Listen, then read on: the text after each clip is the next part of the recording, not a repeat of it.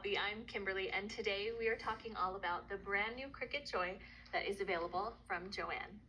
Today we're going to be personalizing some cute canvas tote bags with our Cricut Joy.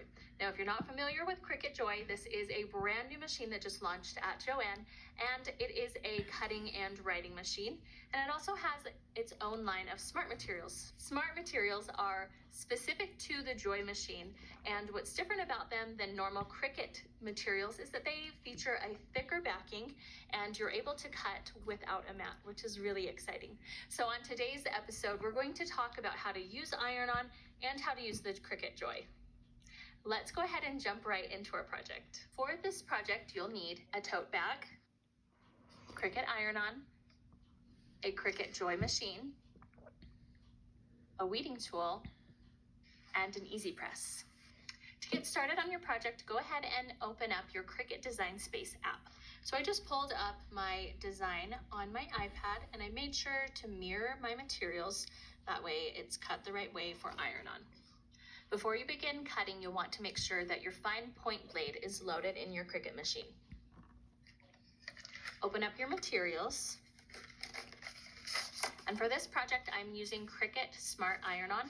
And what's different about Smart Iron-On than normal iron-on is it features a thicker backing, so I am able to cut without a mat.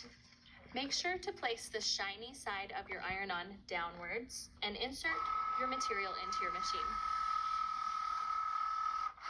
Right now, your Cricut Joy is measuring your material to make sure that you have enough length to cut your full design. From your app, go ahead and select Go.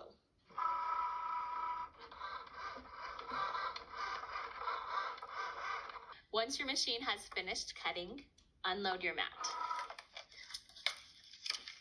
If you're cutting two different pieces of vinyl, now is the time to cut your second piece. Now I'm going to insert my second material. Make sure that the shiny side is facing downwards and that you've selected the correct material. Hit go and your Cricut Joy will start cutting.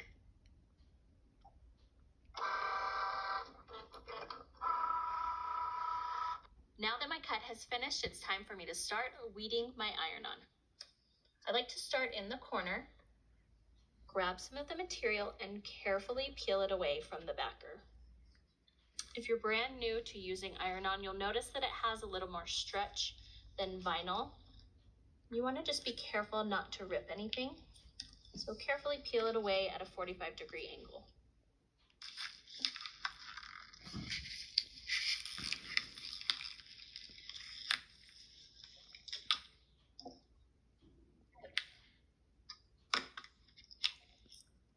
Here's something that you might not know about. I am using the Cricut Heat Guide, which tells you exactly the temperature to set your Easy Press to. So what you want to do is say which material you're using. So for this project, we're using just regular iron-on, and I'm putting it onto a cotton canvas base. So it's going to tell me exactly the temperature and the time to apply. When you're working with iron-on, one of the things that I always recommend you do is to preheat your base before you apply the iron-on material.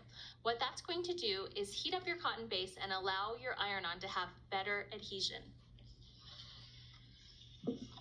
Once my base is nice and warm, I'm going to place my iron-on. Make sure that your iron-on design is centered on the top and the right and on both sides.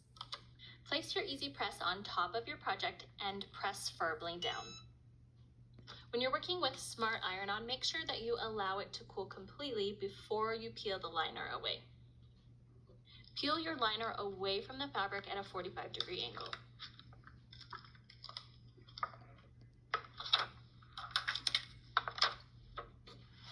Now you have a cute personalized canvas pouch. Thanks so much for tuning in to Sweet Red Poppy today and learning about iron-on and the Cricut Joy. If you enjoyed this video, don't forget to give it a thumbs up and subscribe to Sweet Red Poppy. I'll see you next week.